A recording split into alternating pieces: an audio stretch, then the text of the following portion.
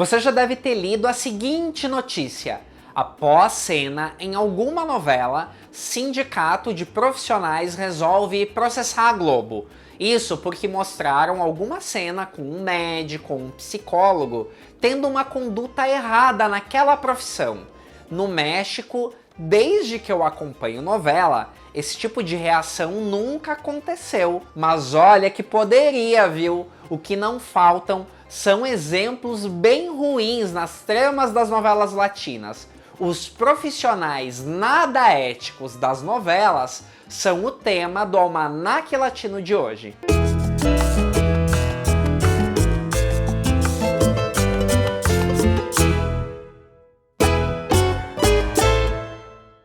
Olá, meu nome é Thiago Fernandes e esse é o Almanaque Latino, o canal onde novela mexicana é levada a sério. Quer dar uma ajuda valiosa? Se inscreva no nosso canal.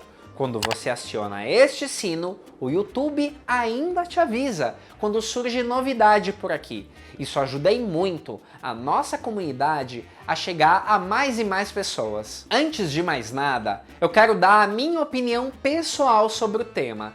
Eu sou contra esses processos na justiça para obras de ficção nesses casos.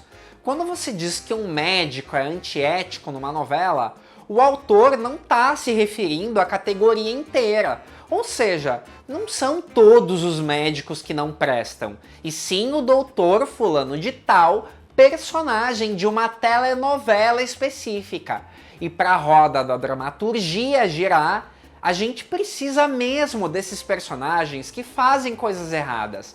Afinal, se todos fossem bonzinhos e tivessem bons comportamentos, não ia ter história, né? Mas com a reprise de Cuidado com o Anjo pelo SBT, é impossível não notar o show de falta de ética profissional que é o galã João Miguel, interpretado pelo William Levy. Ele começa a atender a rebelde Malu, vivida pela Maite Perroni, ao mesmo tempo em que se descobre apaixonado por ela. O que um profissional sério faria? Abandonaria o caso. Não é o que o João Miguel faz, muito pelo contrário. A coisa já começa errada ao pensar que ele leva a paciente para morar na casa dele. Depois, quando ele percebe que é o agente causador do grande trauma da protagonista, ele decide se calar.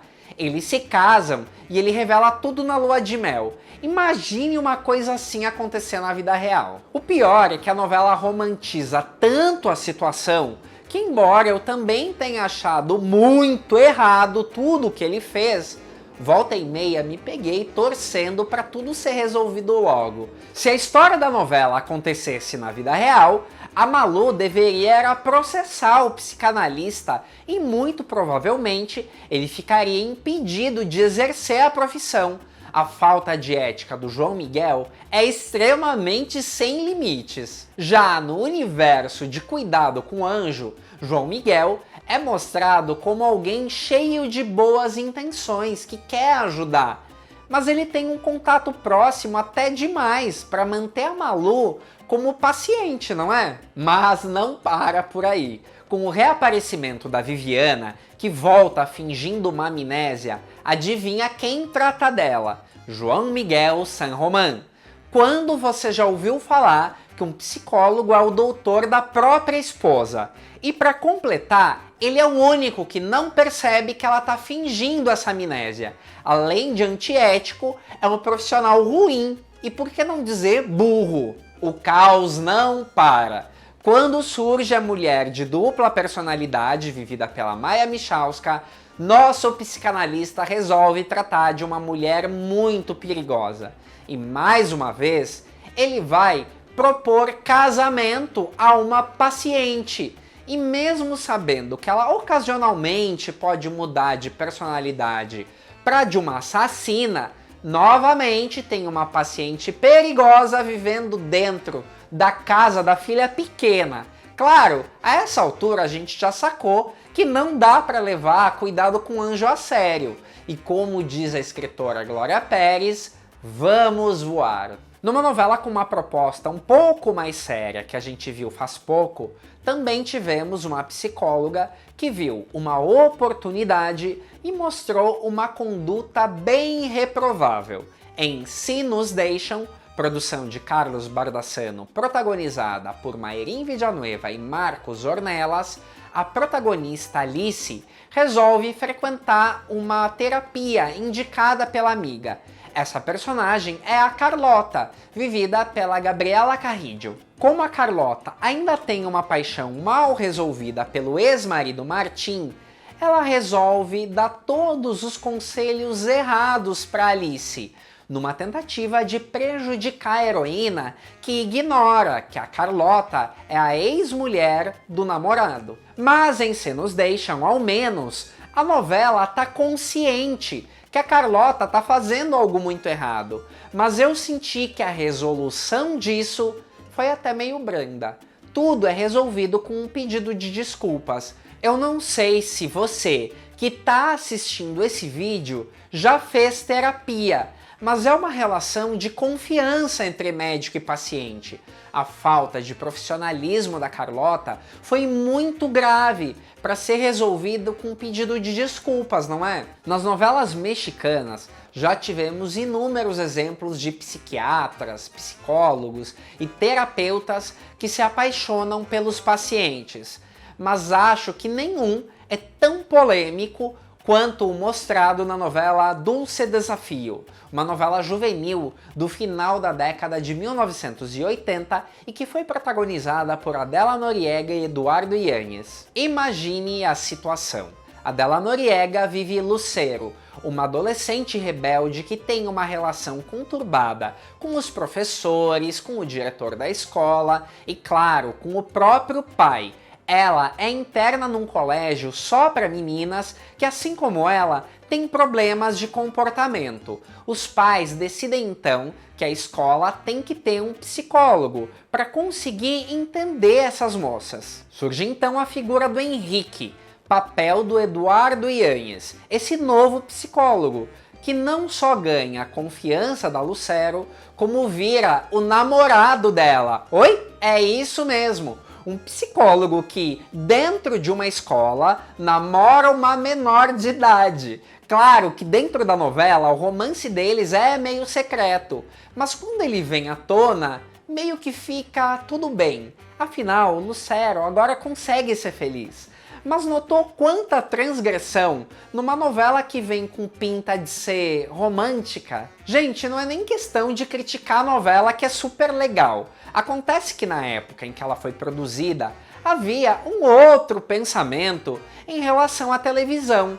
Muita coisa que hoje é bastante criticada na sociedade, a televisão mostrava numa boa, sem maiores preocupações. E era tão tranquilo que a novela foi um enorme sucesso de audiência. E digo mais, não teve reclamação da parte de ninguém ao mostrar algo bem errado moralmente. Tem mais, no ano 2000, o argumento ganhou um remake chamado Loucura de Amor, com Adriana Nieto e Juan Soler. E a aceitação também foi excelente, tava tudo certo. O mundo médico pode ser palco de vários profissionais inescrupulosos que fazem qualquer coisa por dinheiro. Em Amanhã é Para Sempre, produção de Nicandro Dias Gonzalez de 2008 e que acabou de ser reprisada por aqui, vimos o calvário da personagem Liliana, da Dominica Paleta. Apesar de estar com saúde em perfeitas condições, a menina é colocada por anos em uma clínica psiquiátrica até o ponto de fato, perder a razão.